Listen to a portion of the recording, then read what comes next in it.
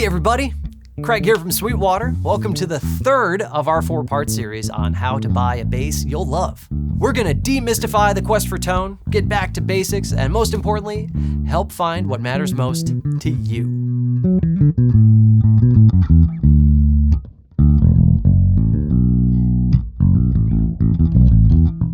I'm a bassist, recording artist, and luthier with 15 years in the industry, and I'm here to help discover what makes the biggest impact for you when choosing a new bass, whether it's your first axe or you're finding the next instrument to round out your low-end arsenal. This series isn't about who plays what or when you need this bass.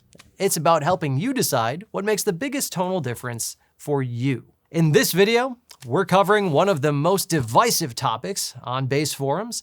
We're tackling the subject that shows up in just about every bass FAQ. How much does wood matter? A question so loaded, if it were a baked potato, it'd be hunting under a half pound of brisket. We're going to be diving into what woods we're seeing on the market today and why. And we'll be giving you some tools to decide for yourself what wood is the best wood. Let's start off with what woods we're seeing on the market today and why. As of recently, we're seeing some new woods hit the market in the guitar and bass world as some of the old standbys are getting harder to source. For bass, this mainly means rosewood and ash.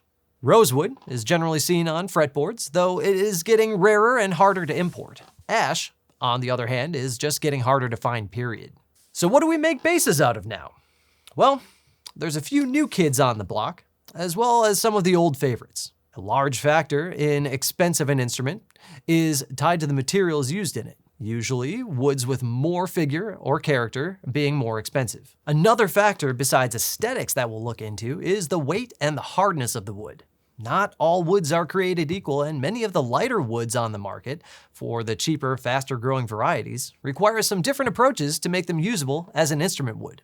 So where does wood matter on a bass? All right, we're starting down the rabbit hole now.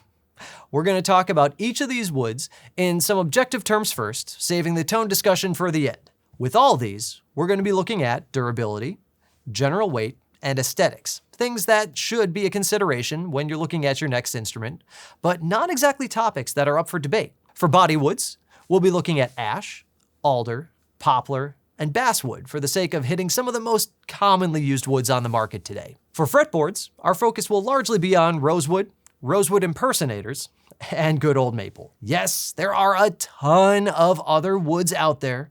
Let me know if you'd like to see a more in-depth shootout on woods in the comments below. Getting started with bodies, let's talk about ash. Good old ash. Swamp ash, if we're being accurate. It's been one of the mainstays of bass making since the first electric basses, and is still highly sought after today. It's getting harder and harder to find thanks to the emerald ash borer beetle, and the price on it is only going up right now. It can range from featherweight to boat anchor depending on the board it's cut from. Pay attention to the weight when you check this out on the Guitar Gallery for sure. It's a very durable wood with some great figuring to it. That open ash grain lends a lot to the visual appeal of the instrument, especially under a clear or tinted finish. Next up is alder. Alder, long considered the less expensive alternative to ash, alder has long been used on the production line basses that brings a lot of the same benefits to the table. It's a hardwood, but not super heavy, generally a little more consistent in weight than ash. One of the key differences comes in the aesthetics. Alder is pretty plain looking on its own compared to ash. You'll generally see alder basses with a solid colored finish or maybe a burst on top because, well, it just looks like wood. Next up is poplar. Oh, don't make the pun. It's a very common option we're starting to see getting used in a variety of bass applications, particularly on more budget basses. But poplar burl can be used commonly for decorative tops on basses. You'll see a lot of these on Spectres and some Ibanez lines. Regular poplar doesn't have much visual appeal and can even have some green streaks to it, usually being used under a solid finish. And poplar burl, on the other hand, is highly figured and used frequently on basses, just like this one. You do know what a burl is, right? Well, yeah, they do make insanely good audio gear, but that's a different video. I'm talking about wood here. A burl is basically an injury to a tree that causes the wood to grow in a swirly fashion rather than straight. Next time you're out in the woods, keep an eye out for any lumpy looking trees. The lumps are burls and pretty highly sought after by woodworkers for their figure. You can have a burl for just about any type of wood, and some are easier to work with than others. A major consideration with poplar is durability. Poplar will be softer and lighter in weight than alder and ash, so you generally won't see it with an oil finish or a nitro lacquer, usually with a harder poly finish to make up for the softness of the wood. Now, similar to poplar, basswood is an interesting basswood. See what I did there? It's super light, but also very soft compared to its counterparts. We're talking immediate belt buckle marks if it's not under a hard finish. The trade-off being that this is the lightest of the woods we're talking about today. Basswood is kind of a funny one because you'll see it on some budget basses, but also some higher-end instruments as well. Usually, the higher-end instruments will use a lighter finish, where the cheaper ones will have a real thick finish for protection. Talking neck woods now, just about everything you'll see neck-wise is made out of maple of some sort. Maybe it's figured, maybe it's even roasted, but at the end of the day, maple is the most commonly seen wood on bass necks. It's cheap, it's super strong, and it does a fantastic job as a guitar neck. There are other woods out there that get used for necks, but maple is the single most common one you'll see. For fretboards, we're looking at 3 different categories: rosewood, rosewood impersonators, and maple. Generally speaking, the fretboard material will be responsible for much of how an instrument responds and feels. A softer wood, like rosewood, will give you a smoother attack to your notes, and a harder fretboard material will give you a more percussive sound, like a finished maple or hard ebony, for example. Rosewood is getting seen less and less on fretboards, as many species of rosewood are highly regulated or even endangered. You can still find it, but it's getting more expensive, so manufacturers have been finding some other options to get a similar look and feel.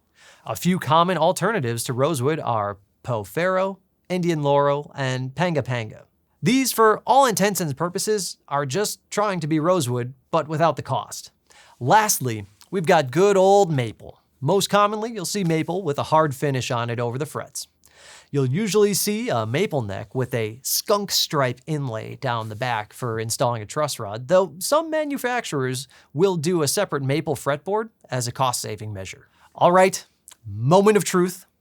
How much of a difference does it make in the sound to you? As usual, this is the critical listening portion of the video. We're going to listen to a few basses without any backing track and see how much of a difference these different woods make to the sound. For the sake of consistency, we're keeping all these the same type of bass with the same type of strings, so we don't introduce any pickup differences into the equation. We'll keep the tone all the way up and the EQ on the amp flat. What do you notice about the different woods? How much of a difference do you hear, if anything? The point here not being to suggest that there is no difference at all, but to make some comparisons and let you decide for yourself how much of a factor wood needs to be when looking at your next bass.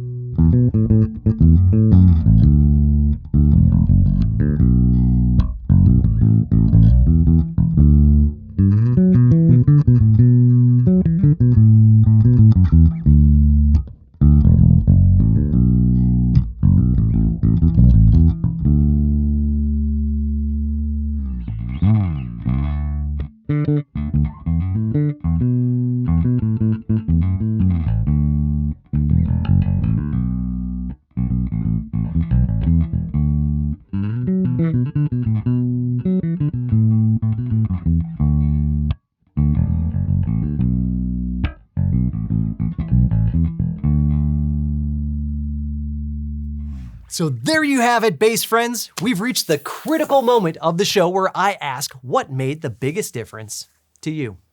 Where did you notice the biggest differences? Did you notice any difference at all?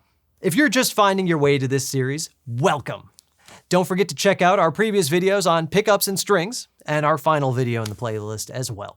If you like this video and have some other ideas for bass content here on the channel, drop me a line in the comments. Don't forget to like and subscribe, and as always, start at Sweetwater for all your music instrument and pro audio needs. Now, if you'll excuse me, I have a comment section to put out.